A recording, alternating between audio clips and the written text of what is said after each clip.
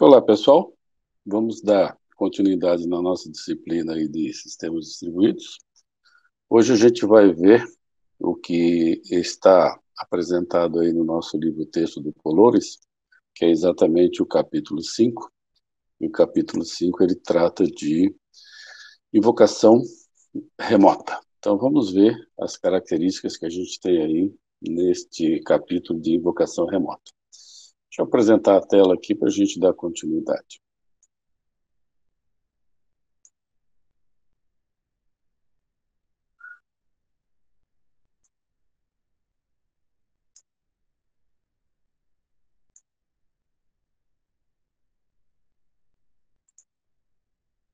Então, nesse nosso capítulo 5 aqui, a gente vai ver uma introdução inicial, depois vamos tratar aí dos protocolos de requisição-resposta, a chamada de um procedimento remoto, a invocação a um método remoto, depois o estudo de caso envolvendo aí o Java RMI, ou Remote Method Invocation no Java, e com isso a gente termina aí esse nosso capítulo 5.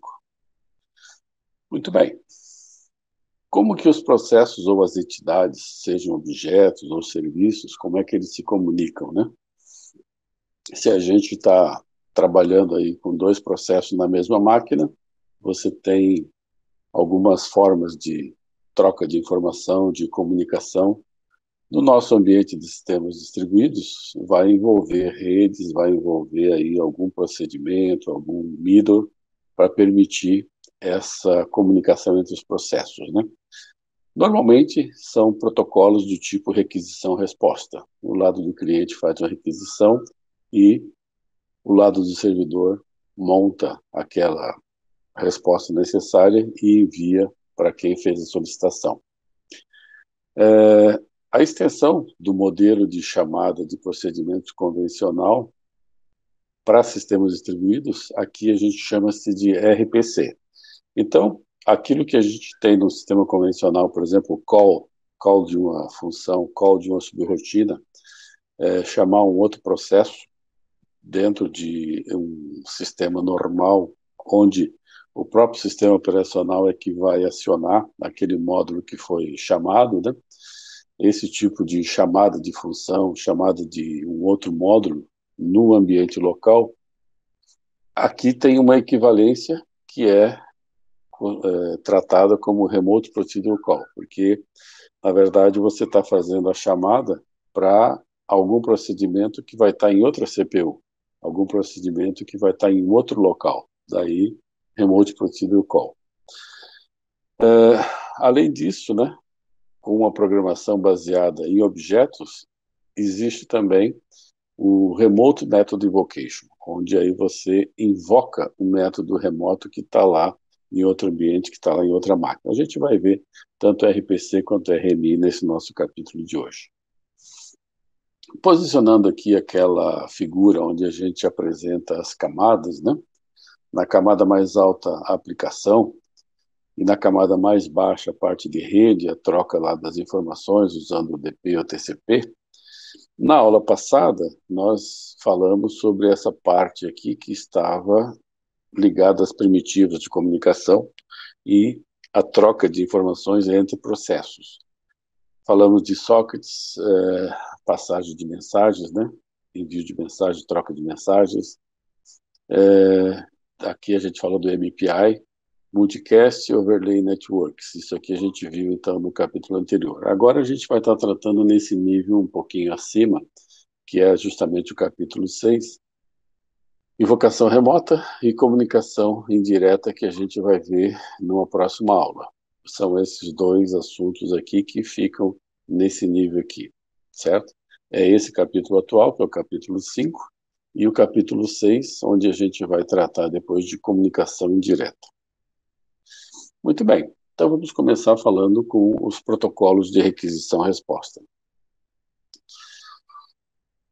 Foi projetado para suportar as funções e as trocas de mensagens em interações cliente-servidor. Então, se você tem um cliente que chama alguma coisa, uma solicitação para o servidor, e o servidor respondendo, é esse modelo aí, requisição-resposta. Normalmente, é uma comunicação síncrona, ou seja, quem faz o pedido fica aguardando a resposta para depois dar continuidade, né?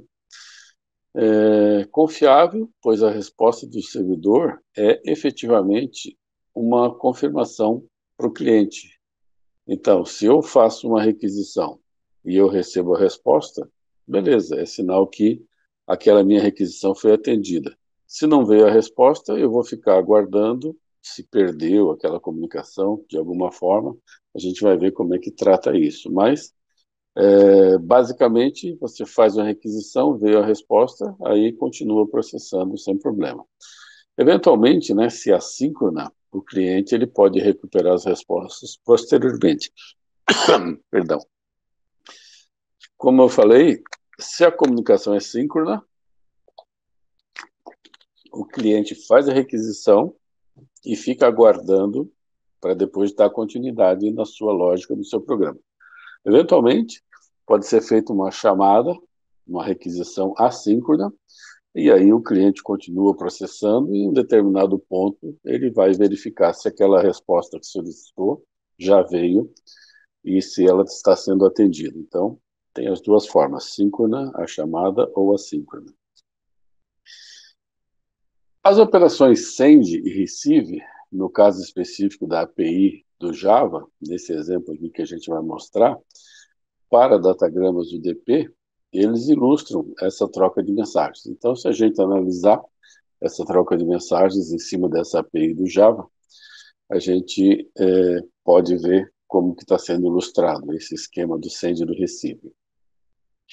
No caso aqui, o UDP ele está evitando sobrecargas desnecessárias. A gente já falou de UDP, sabe que é um processo, ou melhor, um protocolo que é mais enxuto, não tem uma série de cálculos e uma série de controles que são usados no TCP, por exemplo, né? Então, a confirmação aqui nesse caso, ela seria redundante, pois a requisição ela é seguida de uma resposta. Então, se eu recebi a resposta, é sinal que eu fui atendido naquela requisição. Então, eu até não preciso me preocupar com o lance de confirmação, porque isso seria redundante. O estabelecimento de conexão, ele exige 2 pares extras de mensagem. Então, aqui a gente não tem também estabelecimento de conexão, já está evitando sobrecarga. E o controle de fluxo também é redundante para a maioria das invocações, que passam apenas pequenos argumentos e resultados. Uma troca de informações do tipo requisição-resposta, normalmente é poucas informações que são passadas, né, numa chamada e na resposta que vem. Então, não há necessidade de ter esse controle de fluxo, é isso que o autor coloca. Baseado ali nesse esquema, né, o trio de primitivas para fazer essa comunicação seriam essas primitivas. A primeira é chamada do operation, a segunda get request e a terceira o send reply. Então, aqui ilustrando, né, do lado esquerdo a gente tem o cliente e no lado direito aqui a gente tem o servidor. Então, digamos que você vem seguindo as instruções, aí chega numa instrução chamada do operation. Ele vai fazer o quê? Vai fazer uma requisição de uma mensagem lá para o servidor. Lá, o servidor ele vai estar aguardando por um GET request, vai selecionar o objeto, vai executar o método, vai montar a resposta e vai executar um send reply. E aí, aqui do outro lado, depois de um wait, por exemplo, né, o cliente vai receber e vai continuar o seu trabalho aqui na sequência. Então, a mensagem aqui de requisição é feita quando eu executo o do operation. O recebimento lá no servidor é no GET request e aqui no send reply eu estou mandando a resposta de volta, a minha mensagem de volta, ok? Então, esse do operation é usado pelos clientes para invocar as operações remotas. Os argumentos especificando qual que é o servidor remoto e a operação a ser invocada, junto às informações adicionais, eventualmente os argumentos exigidos pela operação, né? Então, veja que, além de eu mandar os argumentos que eu preciso solicitar, eu tenho que dizer qual que é o servidor e qual que é a operação que eu estou fazendo, né? E ele vai receber um vetor de bytes aí com a resposta, então. Aqui, ó, são as chamadas, né? Os métodos aqui do operation, tem os argumentos, a referência remota, o tipo de operação e os argumentos, os bytes aí que eu estou mandando para minha requisição.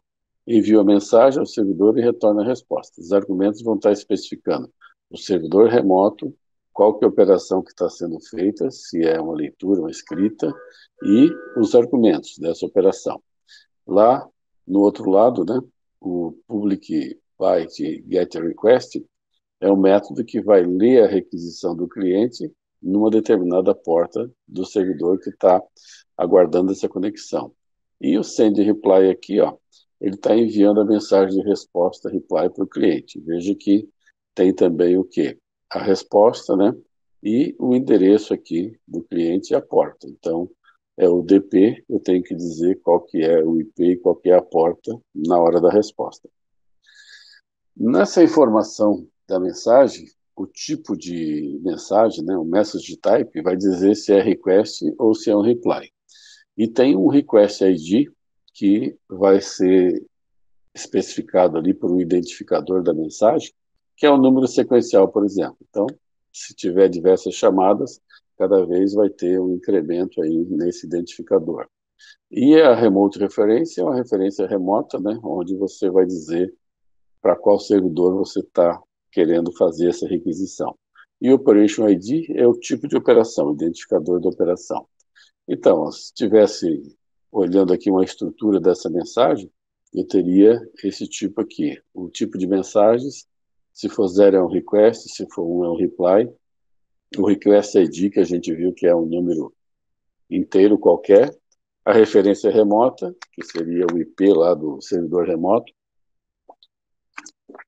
ou outra forma de identificar esse servidor remoto, a identificação da operação e os argumentos, né? Então, aqui passado um array com os argumentos lá para quem vai receber no servidor essa mensagem, ou o cliente que está recebendo a mensagem de volta se for um reply.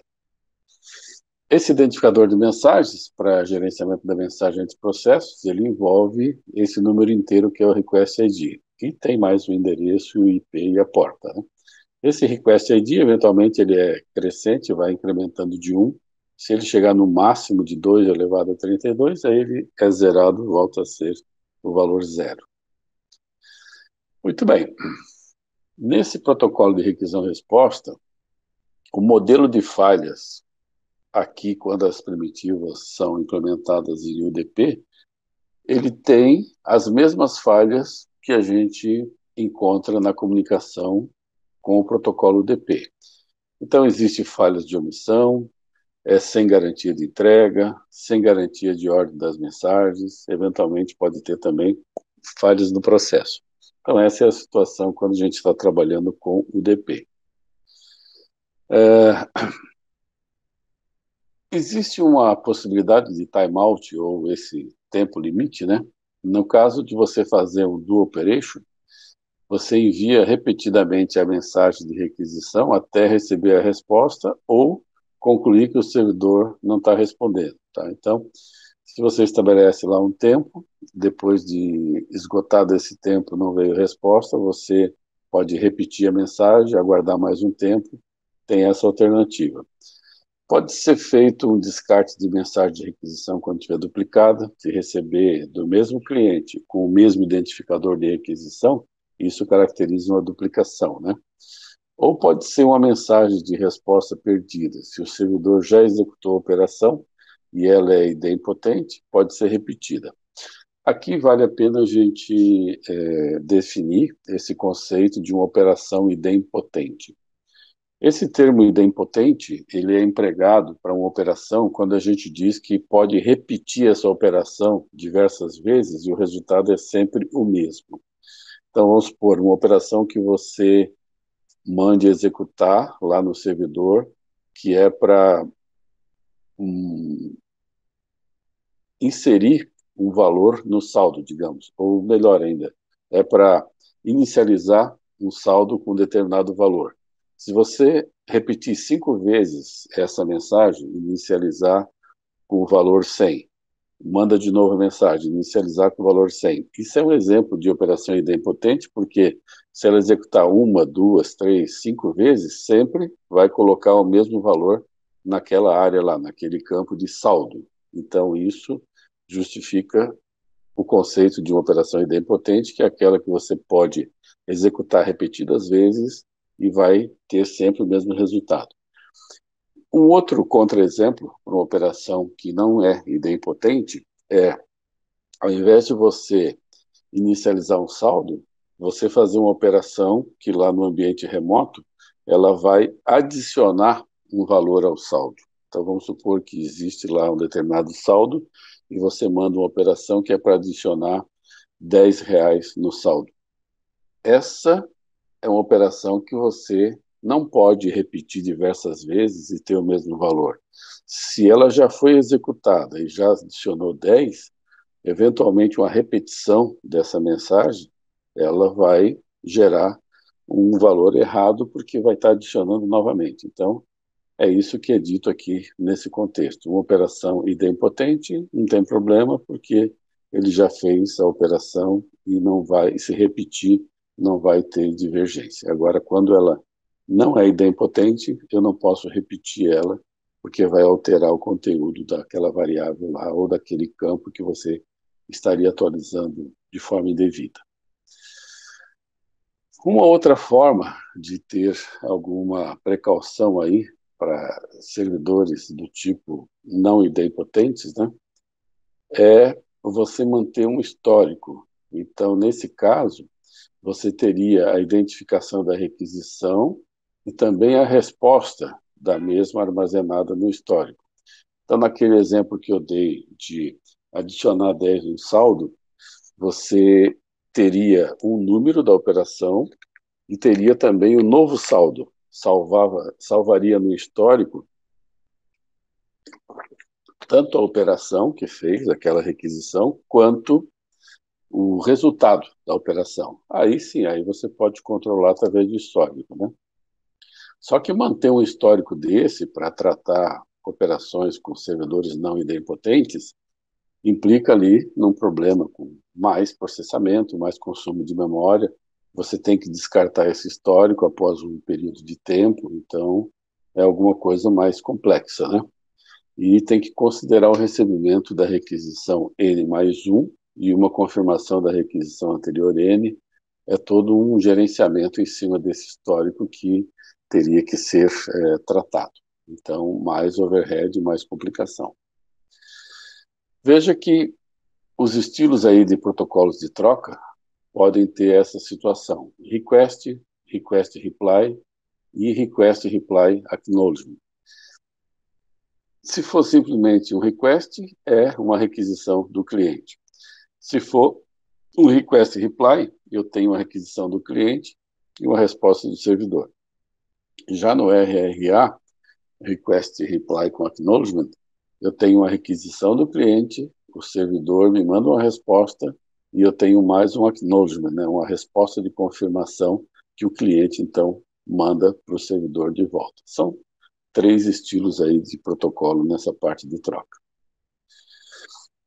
Em contrapartida, se a gente estiver usando o TCP, o uso de TCP para implementar o protocolo de requisição e resposta, aí é bem tranquilo, né? Os parâmetros que têm que ser entregues de forma confiável, simplifica a implementação do protocolo de requisição e resposta, não vai ter perda de mensagem, não vai ter duplicação de mensagem, não tem aquela necessidade de histórico no servidor, porque justamente esses itens aqui são controlados pelo próprio TCP, então é bem tranquilo, né? Um exemplo de UDP é a parte de servidor de arquivos, Network File Service, da SAM. Isso aí a gente vai depois até mais tarde estudar o NFS, mas é um dos exemplos de chamada aí de procedimento para essa parte com UDP. Já o HTTP é um exemplo de protocolo de requisição-resposta, né, com servidores webs, e eles gerenciam aí páginas HTML, PHP, Python, programas, servlets, é uma requisição HTTP. Nesse caso, ele especifica a mensagem que está envolvida numa troca de requisição-resposta, né? Qual é o método, quais são os argumentos e os resultados e as regras para representar e empacotar isso nas mensagens. Na versão original, o cliente solicita conexão, o cliente envia mensagem de requisição, o servidor envia uma resposta e a conexão é fechada. Isso aqui é o mais padrão que a gente tem de requisição HTTP. Depois, já podemos ter conexões persistentes, onde a conexão permanece aberta. E aí tem uma sequência de troca de requisição-resposta e os dados são fornecidos como estrutura do tipo MIME. É uma forma aí. Essa parte do MIME é conhecida como Multipurpose Internet Mail Extension. Ela está especificando um tipo e um subtipo, né? Tipo assim, texto plano, texto com HTML, imagem com JPEG, então é o tipo e o subtipo. Esse exemplo do MIME, vocês talvez já tenham identificado quando você manda uma mensagem. Os servidores de correio, a gente sabe que o SMTP, que troca mensagem entre um servidor de correio A com um servidor de correio B, ele é um protocolo bastante primário, né? Vem lá desde o início da internet, e quando ele foi especificado, ele só tratava arquivo ASCII, só tratava texto ASCII. No entanto, se você precisar transmitir um binário, se você precisar transmitir um arquivo zipado, se você precisar transmitir uma foto, hoje em dia a gente consegue fazer isso porque os clientes de correio eletrônico, os clientes, eles fazem um tratamento em cima desse arquivo, que não é um arquivo texto plano, e codificam eles nesse formato MIME aí, justamente para ter uma extensão que é representada, então, a partir de uma imagem, de um JPEG, de um arquivo zip, isso é transformado em um arquivo texto. E aí, o SMTP de um servidor fala com o SMTP do outro, manda esse texto inteiro, e lá do outro lado, quando o cliente de e-mail recebe, ele reconverte esse texto para o formato original. Então, se era uma foto, ele vai transformar de novo no tipo imagem JPEG. Se era um arquivo zipado, ele vai transformar aquele texto em um arquivo zipado. E assim é através desse protocolo MIME aqui que a gente pode ter a facilidade de mandar coisas não texto, né, atachadas no arquivo de e-mail normal, um arquivo que só pode ser transportado entre duas máquinas no formato de texto. Exemplificando, talvez alguém de vocês já tenha recebido uma mensagem do servidor remoto, você manda para um determinado destinatário, vamos supor, um arquivo zipado, ou manda uma foto, e aí o servidor lá tem algum erro, tipo a caixa postal daquele usuário estourou a cota, ou tem algum outro erro, e aquele servidor devolve para você, dizendo que não conseguiu entregar aquele e-mail. Quando ele devolve, aquela parte atachada, ela vem toda em formato ASCII. Aí aparece aquele monte de letrinhas, tudo em 80 posições, que é correspondente ao arquivo que você mandou, passou pela transformação para o MIME, chegou lá, o servidor devolveu e ele volta, então, exatamente naquele formato MIME. Para a gente aparece aquele monte de caracteres, letras, tudo em 80 posições, que é o correspondente desse arquivo MIME. Muito bem. O método HTTP, dos métodos, né, HTTP, um deles é o GET, que solicita ali um recurso para determinado URL. Se a URL está se referindo a dados, retorna um dado. Se refere a programa, ele vai executar no servidor e retorna a saída para o cliente. Os argumentos podem ser adicionados, pode enviar conteúdo de um formulário, por exemplo, né? Pode ser condicionado a uma data de atualização do recurso, pode ser configurado para obter parte dos dados. Outro método do HTTP é o read, tem o post também. O read é idêntico ao get, mas não retorna dados. E o post especifica a URL de um recurso que pode tratar os dados fornecidos no corpo do pedido. Aí ele pode lidar com fornecimento de um bloco de dados, envio de uma mensagem para uma lista de execução, ou a ampliação de um banco de dados, incluindo mais alguma informação com append, são coisas que podem ser colocadas aí no post. Tem o put, tem o delete, options, trace, todos eles são métodos aí que existem no nosso protocolo de HTTP. Mostrando aqui o layout, né? E um exemplo, uma requisição, ela vai ter ali um método GET, a URL correspondente, a versão, os headers, o corpo da mensagem, e uma resposta, então, vai vir, por exemplo, com o protocolo, né, o método, ou melhor, a versão do protocolo, um código de status. Quem já não viu aquelas mensagens que o servidor, quando não encontra uma página, ele diz um código específico, né? Se deu ok essa operação e os dados aí dessa mensagem que são retornados. Quando você não encontra uma página, vem um código de status dizendo que não encontrou aquela página, né? Bom, com isso a gente encerra essa primeira parte de protocolos de requisição-resposta e vamos começar a trabalhar na chamada de um procedimento remoto. Então, o que há de diferente, né? Agora, quando a gente vai ter essa chamada de um procedimento remoto. O conceito, então, de chamada de um procedimento remoto vai tornar a programação de sistemas distribuídos bem semelhante à programação convencional. Na prática, o RPC, Remote Procedure Call, ele oculta aspectos como codificação, decodificação de parâmetros e resultados, a passagem de mensagens e a semântica exigida para uma chamada de procedimento. Então, vamos ver tudo isso daí. São 3 questões importantes para a gente entender Remote Procedure Call. Inicialmente, a gente vai estar falando da programação com interfaces, depois a gente fala da semântica, a semântica de chamada, que é associada a uma Remote Procedure Call, e por último, a gente fala da transparência e como que se relaciona com o RPC, essa parte de transparência. Tá? Com relação à programação com interfaces. A interface de um módulo, ele está especificando quais os procedimentos e as variáveis que podem ser acessados a partir de outros módulos. Então, isso é uma coisa que tem que ser conhecida, né? Quem faz a chamada vai se basear nessa interface. A implementação do módulo, ela fica escondida e ela pode ser alterada desde que permaneça a mesma interface. Isso é uma coisa muito interessante. Esse módulo aqui, ele está lá numa máquina remota. Se eu chamo esse módulo aqui e eu digo direitinho quais são as variáveis e eu sei qual é o procedimento que vai ser feito, né? Eu estou fazendo uma chamada para o módulo X. Esse módulo X está lá e ele vai responder.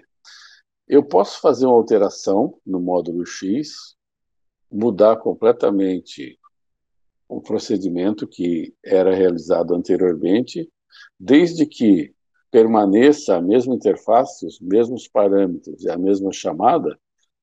Quem fez a chamada nem sabe que houve mudança naquele módulo remoto. Então, isso aí é uma coisa interessante, né? A implementação lá do ambiente remoto, ela é totalmente escondida para quem está fazendo a chamada. Interessa que, na hora que eu chamo o módulo, eu mantenha a mesma interface, mando os mesmos parâmetros e assim por diante. Até tem casos de extensão onde você tem um módulo que foi criado inicialmente com 3 parâmetros. Posteriormente foi acrescido mais 2. Se você chamar com 3 parâmetros, ele processa naquela moda antiga com os 3 parâmetros. Se chamar com 5 parâmetros, ele vai fazer alguma coisa adicional com esses 2 parâmetros que foram acrescidos. Tá?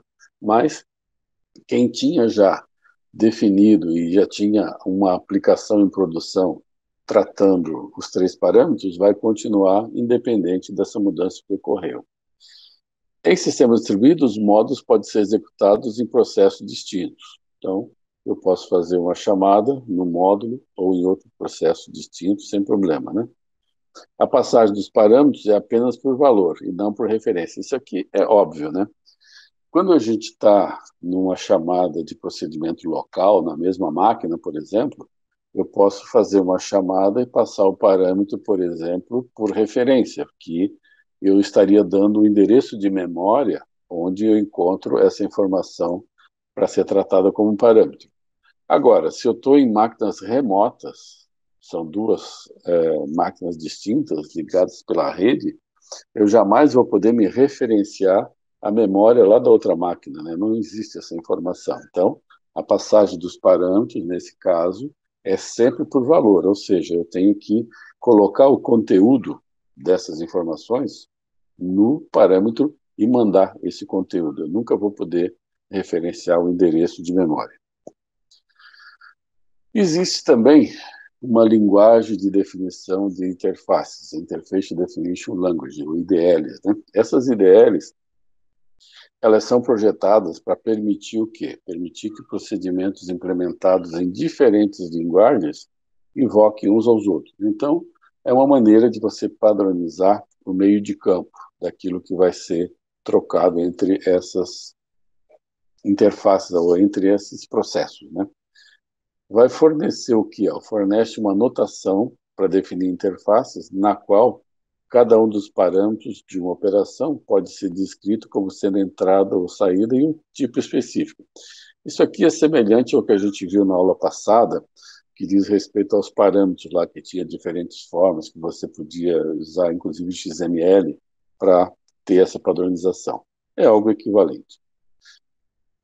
Aqui ele dá um exemplo do IDL do Corba. O Corba é um middle dessa parte aí de comunicação remota. Eu acho que até está parecido com aquilo lá. É o nome da pessoa, né, o local e uma data. É semelhante ao que a gente viu no capítulo anterior. Então tem essa estrutura aqui e aí depois as características dessa informação aí que está sendo mandada, né? O nome da pessoa, o local e esse número. Está aí uma linguagem para essa especificação IDL. Esse conceito de IDL ele foi desenvolvido inicialmente para o RPC, que é o que a gente viu anteriormente, mas ele se aplica igualmente ali em Remote Method Invocation e também em Web Services, né? O XDR da SAM é um exemplo de IDL específico ali para RPC. O IDL do Corba, ele, como exemplo de IDL, para o caso do RMI. E tem, a gente vai ver mais tarde, né, quando a gente trabalhar com Web Services, a parte de descrição, Web Service Description Language, para um RPC na internet que suporta serviços web. Então, quando a gente está trabalhando aqui com Web Services, a gente tem o WSDL, então, que é essa linguagem específica aí para Web Service Description. E aí a gente vai ver bem mais tarde buffers de protocolo, que são utilizados no Google para armazenar e trocar muitos tipos de informação estruturada. Então veja que são todos esses aqui exemplos, né, de como que você pode ter uma IDL para tratar aí essa troca de informação entre esses ambientes remotos. Agora, falando de semântica, a semântica de chamada de uma Remote Procedure Call. Aquela operação que a gente viu, do operation, ela pode ser implementada de várias maneiras para fornecer diferentes garantias de entrega. Eu posso ter uma retentativa de mensagem de requisição, eu posso ter uma filtragem duplicata, eu posso ter uma retransmissão de resultado. Então, isso aí são formas de tratar a semântica, né, nessa comunicação. E a combinação dessas escolhas vai levar a uma variedade de semântica, né, possíveis para confiabilidade aí dessas invocações remotas. No caso de procedimento local, a semântica é exatamente uma vez. Aqui, no RPC, a gente tem outras semânticas. Tem uma semântica talvez, uma outra pelo menos uma vez, e uma última, no máximo uma vez. Então, pode ser usado qualquer uma dessas semânticas aqui. A talvez é o caso de que a RPC pode ser executada uma vez ou não ser executada. Aqui, neste caso, se a gente diz que o nosso programa foi implementado com a semântica pelo menos uma vez, significa que o invocador recebe um resultado, o procedimento foi executado pelo menos uma vez, ou então vai receber uma mensagem de erro ou exceção. E esse último aqui, o invocador recebe um resultado e o procedimento foi executado exatamente uma vez, ou então vai receber uma exceção. Então, são tipos de semântica diferentes, né, para tratar aí esses erros que podem estar acontecendo numa comunicação. Aqui tem um quadrinho que resume, né, o reenvio de mensagens, a filtragem, a execução de procedimentos, as medidas de tolerância à falha, que são aqui representadas dessa forma, e a semântica, no caso de talvez, pelo menos uma vez, no máximo uma vez, né? E aqui, então, se vai reenviar a mensagem, nesses dois casos, sim, nesse aqui, não, e assim, onde é que se aplica e como que é a execução do procedimento. É um quadrinho aí resumindo essa situação de semânticas. Quanto à transparência, que é o terceiro item que a gente tinha apresentado lá anteriormente, o processo local comparado aí com um processo remoto. Na Remote Procedure Call, a ideia é oferecer uma transparência de localização e de acesso. Em princípio, vai estar ocultando o local físico onde está aquele procedimento, e o acesso a um procedimento local remoto seria da mesma forma. A ideia é que você tenha o mesmo tipo de chamada, tanto para local quanto para remoto, né? Claro que as chamadas remotas elas são mais vulneráveis à falha, a latência de um procedimento remoto é maior, a sintaxe de uma chamada remota deve ser igual a uma chamada local. Isso aí para atender essa parte de transparência. E as diferenças vão estar expressas nas interfaces aí de chamada. Então, um exemplo aqui de implementação de RPC, eu tenho de um lado aqui o processo cliente e de um outro lado o processo servidor. Então, veja aqui o meu programa cliente, ele vai necessitar chamar alguma coisa lá no servidor, isso vai ser através dessa procedure aqui do cliente stub, que vai se comunicar com esse modo de comunicação, que vai fazer o request, lá do outro lado, essa requisição é recebida nesse módulo aqui. Aí existe um dispatcher que vai saber para quem que ele tem que indicar aquela requisição, e eu posso ter aqui diferentes procedures, né? Esse server stub aqui vai me ajudar para identificar qual que é o serviço que tem que ser direcionado àquela requisição. Aí, uma vez que tem a resposta, o processo inverso e chega a resposta aqui para o lado do cliente. Mas existe, então, né, módulos intermediários aqui para tratar essa implementação de RPC. Nesse estudo de caso aqui do RPC da SAM, ele foi projetado para trabalhar com o sistema de arquivos de rede Network File System, que a gente vai ver mais tarde, com detalhes.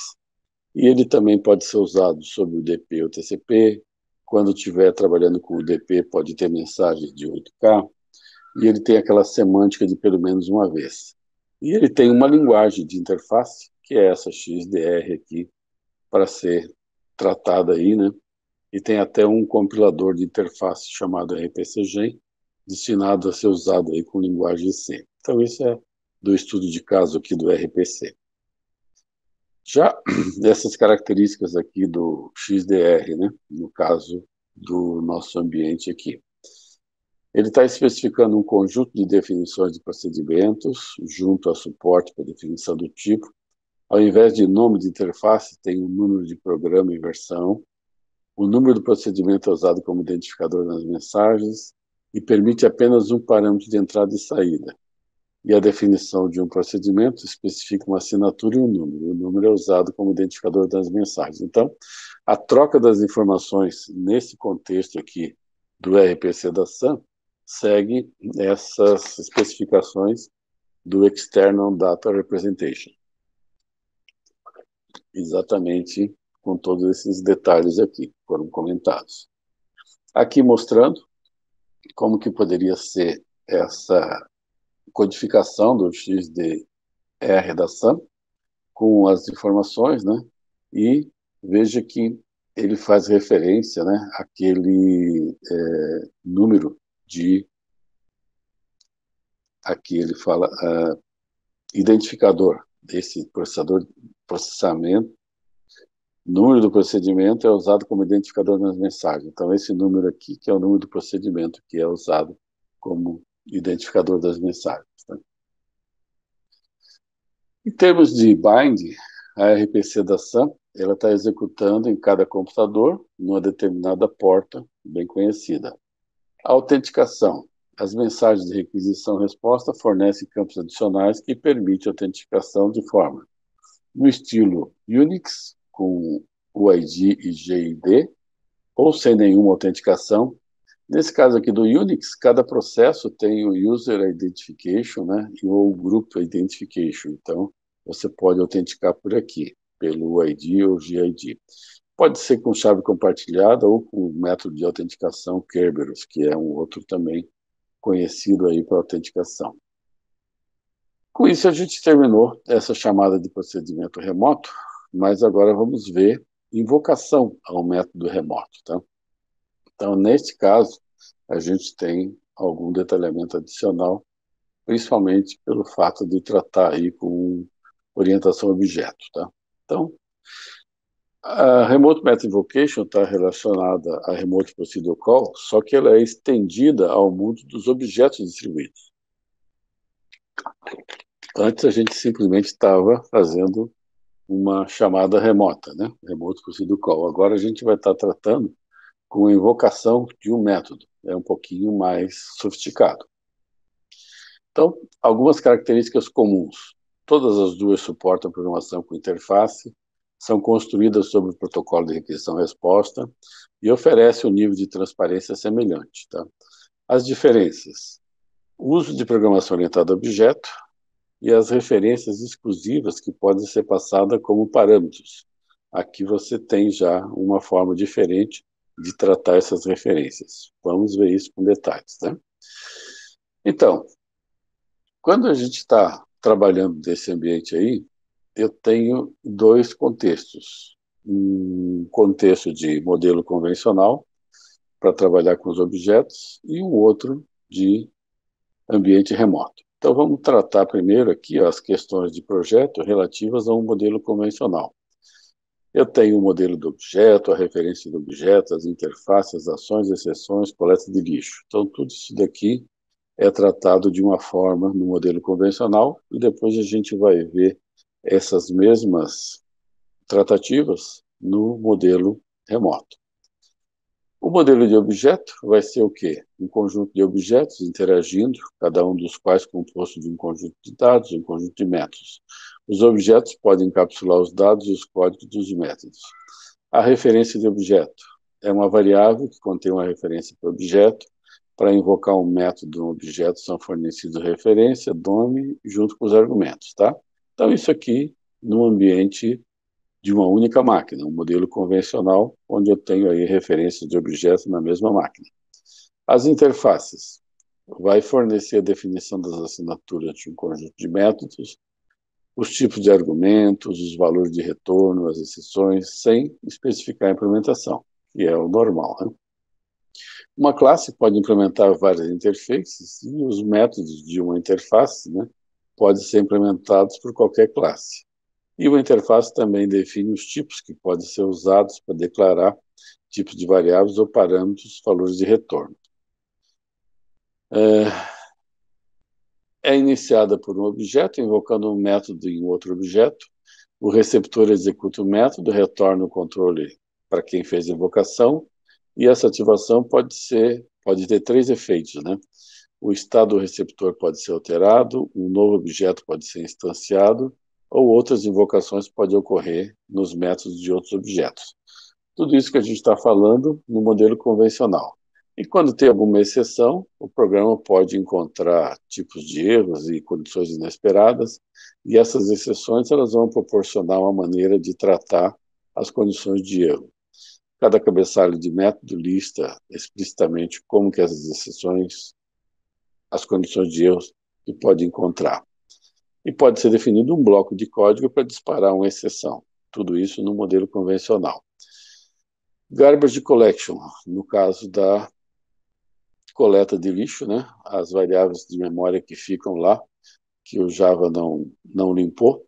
É necessário fornecer uma maneira de liberar espaço em memória ocupado pelos objetos quando esses não são mais necessários. Em Java, tem esse processo automático que é conhecido como garbage collection. Em outras linguagens, o programador tem que se preocupar com esse tratamento. Muito bem, tudo que a gente falou aí, agora vamos visualizar no contexto de modelo distribuído. Então, eu estava falando de processos, de troca de informações, de chamadas na mesma máquina. Agora vamos colocar em máquinas separadas. Então, vou falar do modelo de objeto, da referência, da interface, das ações, da exceção e da coleta de lixo. Os mesmos parâmetros que a gente viu, só que agora em modelo distribuído. Então, começa já aqui com o modelo de objeto, né?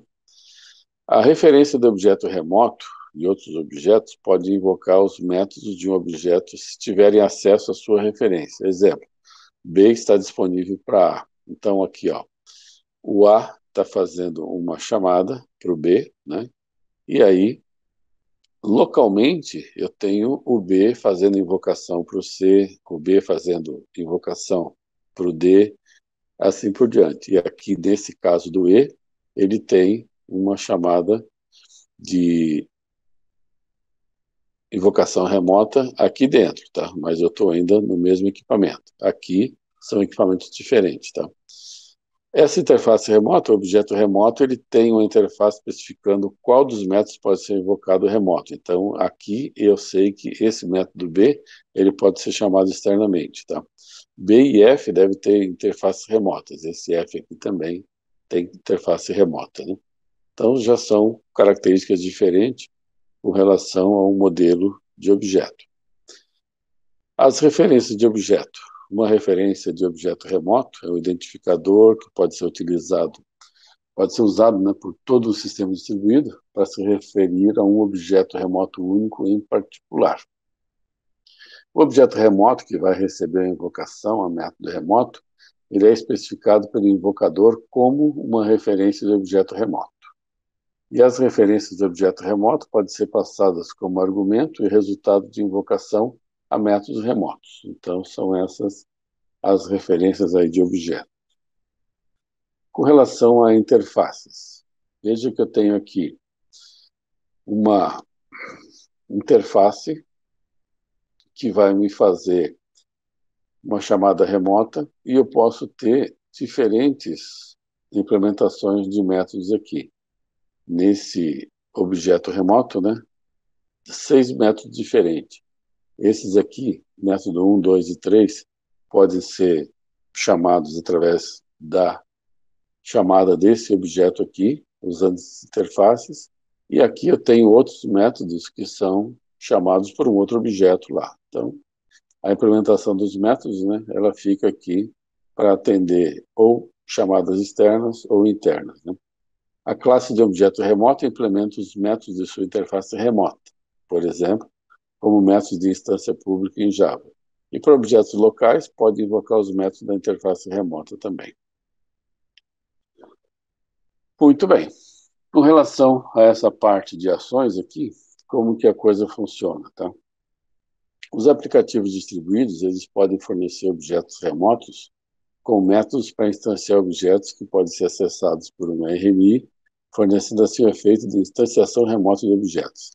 C e K levam a instanciação de M e N, respectivamente. Então, o C aqui, ó, e o K, os dois, eles fazem uma chamada e isso daqui vai instanciar o M e o N. Então, tipo assim, o C instanciou o M e o K instanciou o N. Então, você tem a chamada remota dos dois lados e aqui dá para instanciar de acordo com quem estiver chamando, né? É isso que ele coloca nesse ponto. Se eu tiver que tratar exceções, é um pouquinho mais complicado. A invocação a método remoto deve ser capaz de lançar exceções, como timeout causado pelo envio de mensagens. Exceções ocorridas durante a execução do método invocado. Então, tem uma forma de tratar um pouco diferente. No caso de coleta de lixo, né, deve permitir a coleta de lixo de objetos remotos, normalmente baseado na contagem de referência. Esse caso aqui da contagem de referência é o seguinte: você faz uma chamada, instancia um objeto. Vamos supor aqui, ó, essa chamada do C no L instanciou o M. Depois que terminar essa conexão, esse objeto M aqui, que certeza a gente vai ter que ele vai liberar memória? Esse processo que ele fala aqui, ó, de contagem de referência é a seguinte forma: quando tem uma chamada, ele aumenta 1 no contador aqui. Quando deixa de existir essa conexão, ele decrementa 1 no contador. E aí, se esse contador tiver zerado e eu tiver módulo ativo aqui, esse módulo já não está mais associado a ninguém, então ele pode ser removido. Essa que é a ideia, né? Então, à medida que você chama, incrementa 1 no contador e instancia o módulo. Quando termina a conexão, decrementa 1 no contador. Se eventualmente esses módulos não forem liberados, aí nessa contagem de referência aqui, ela vai estar em 0 e eu tenho um módulo ativo. Aí é só tirar da memória esse módulo. Isso é que seria a característica, né? Muito bem. Falando aí da implementação de RMI. Existem diversos conceitos e diversas partes aqui nessa implementação de Remote Method Invocation. Existe um módulo de comunicação, um módulo de referência remota, existe servants, existe o software RMI, a geração de classes para proxies, despachantes e esqueletos, existe ativação dinâmica, existe esqueletos dinâmicos, programas clientes e servidores, métodos de fábrica, o binder, threads do servidor, invocação de objetos remotos, repositórios de objetos persistentes e localização de objetos. Então, todas essas características aqui que a gente tem na implementação de RMI, a gente vai ver na sequência. O módulo de comunicação, 2 módulos cooperam para executar o protocolo, tá? E o módulo de comunicação usa os 3 primeiros elementos da estrutura, né? É o tipo de mensagem, o request ID e a referência remota. Então, isso aqui é tratado no módulo de comunicação, tá? Veja que eu tenho aqui, ó, o módulo de comunicação e ele é que faz essa parte do request e reply, tá? Então, a gente vai estar tratando aqui de diversos pontos relativos a essa figura, tá? Vamos adiante, depois a gente volta na figura. O módulo de referência remota, ele contém uma tabela de objetos remotos. Tem uma entrada para cada objeto remoto, uma entrada para cada proxy, e esse módulo é chamado aqui pelos componentes do RMI, quando estão empacotados e desempacotando referências de objeto remoto. Quando chega uma mensagem de requisição, a tabela é usada para descobrir qual objeto local deve ser invocado. Então, esse módulo de referência remota, né, é esse aqui, ó, módulo de referência remota. Então, quando chega uma comunicação, ele tem que descobrir qual que é o objeto remoto que tem que ser referenciado, tá? Esse conceito de servants é uma instância de uma classe que fornece o corpo de um objeto remoto. Trata as requisições remotas passadas pelo esqueleto. Então, de um lado eu tenho o esqueleto, né? Do outro lado eu tenho o servant.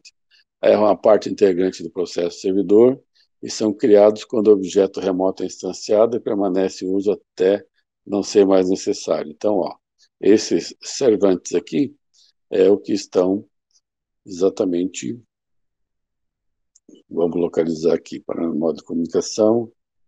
Aqui eu tenho esqueletos de specials e os servantes ficam ali do outro lado, tá? Aqui, nesse caso aqui está o servante, tá? Muito bem. O proxy. O proxy, ele torna essa invocação ao método remoto transparente para o cliente. Então, ele vai encaminhar mensagem para o objeto remoto, ele faz o empacotamento de argumentos, empacotamento do resultado, e cada método do proxy empacota uma referência para um objeto-alvo, né? Que é esse Operation ID e os argumentos. Então, o proxy ele aparece aqui, né, ó, a função do proxy e do esqueleto da invocação do modo remoto, tá? Então tem essa parte aqui também de proxy, né? E esqueleto do outro lado, de um lado proxy e do outro lado esqueleto, tá? Da mesma forma, o dispatcher, né, que vai fazer lá, receber a mensagem de requisição do módulo, né, e selecionar qual que é o módulo apropriado. Aí tem esse skeleton, a classe de um objeto remoto tem um esqueleto que implementa os métodos da interface remota. Então vai desempacotar os argumentos, vai esperar que a invocação termine, empacota os resultados, né, e envia a mensagem de resposta. Geração das classes para os proxies. Esses, tanto o esqueleto quanto os proxies despachantes, eles podem ser gerados automaticamente, né, com um compilador de interface, né. No Corba, é definido na IDL. O compilador do RMI Java gera as classes de proxy, despachante e esqueleto. Então, veja que isso daqui automaticamente fica sendo gerado, né, por esses recursos aí que são auxiliares aí nessa parte. O conceito de ativação dinâmica é interessante, né? Quando é necessário acessar um objeto remoto, cuja interface não estava presente na compilação, é possível download dinâmico de classes em clientes. Então, se você se refere a uma classe que não estava lá, ele pode fazer uma carga, né? Uma ativação dinâmica, seria essa a ideia. E também os esqueletos dinâmicos. Quando necessário acessar um objeto remoto, cuja interface remota não estava presente, é possível download dinâmico dessas classes no servidor. Então, tanto no lado do cliente, quanto no lado do servidor. Dá para ter essa ativação dinâmica. Programas clientes e servidores. O programa servidor, ele contém as classes para os despachantes e esqueletos ali, junto às implementações das classes de todos os serventes que suportam. E o servidor tem uma seção de inicialização responsável por criar e inicializar pelo menos um dos serventes. Os outros podem ser criados dinamicamente depois. E pode registrar um servente com um vinculador, fazendo o binder, né? Os métodos de fábrica, os serventes são criados pela inicialização ou por método de uma interface remota destinado a esse propósito. O método de fábrica é usado para um método que cria serventes. Todo objeto remoto que precise criar novos objetos remotos a pedido dos clientes deve fornecer métodos em sua interface remota para esse propósito. Essa parte do binder, né, ele é um serviço que mantém uma tabela contendo um mapeamento, dado um nome, para referenciar o objeto remoto. O vinculador, no caso do Java, é o RMI Registre. E a utilização de threads no servidor? Quando um objeto executa a invocação remota, esse pode invocar um outro objeto remoto. Então, para que uma execução não atrase a outra, o servidor pode criar uma thread para essa invocação remota cada vez que ela é ativada, para cada uma delas. A invocação de objetos remotos, para evitar desperdício, os objetos não precisam estar ativos o tempo todo. E a gente pode ter um processo chamado ativador, que inicia um servidor somente quando necessário ou quando necessitado pelo cliente, né? Aí esse ativador, então, ele é responsável por registrar os objetos passivos, iniciar os processos servidores e controlar a localização desses servidores ali de objetos. O repositório de objetos persistentes. Um objeto que mantém o seu estado entre invocações é chamado de objeto persistente. E esses objetos são gerenciados por repositórios específicos. Esse repositório de objetos persistentes precisa de uma estratégia para decidir quando que ele tem que tornar passivos esses objetos. Aí é possível controlar os objetos que não estão em uso para liberar a área via um coletor de lixo. Na localização de objetos, uma forma de referência é o endereço IP e porta. Um serviço de localização ajuda a encontrar objetos que não têm endereço fixo. O uso de esquema em cache para referenciar nome de objeto. E também o serviço de resolução de nomes é usado para transformar um URN de um recurso no específico URL daquele ambiente. Aquela coleta de lixo distribuída, né? O objetivo é um coletor de lixo distribuído garantir que se uma referência local ou remota para um objeto existir, então o próprio objeto vai estar ativo. Sem referência, aí a memória vai ser liberada. E aquele esquema que eu comentei, o algoritmo baseado na contagem de referências. Se ele deixou de ser referenciado, o contador chegou a zero, aquele objeto não precisa mais existir. Cada criação de proxy incrementa o contador, e quando deixa de existir, decrementa esse contador. Existe um esquema de leasing, no sentido de determinar um determinado tempo, né, para aquela atribuição. O sistema distribuído GID inclui a especificação desse tipo aqui, arrendamento, para ser usado quando um objeto remoto oferece referência para outro, e para não manter o recurso ativo quando o objeto não necessita mais, ele tem um tempo de leasing associado. E os clientes são responsáveis por pedir ao servidor para que renove esse tempo aqui antes que expire. Senão, se exceder o tempo, aí ele sai fora. Muito bem. Terminando aí, a gente passa esse estudo do caso do RM Java.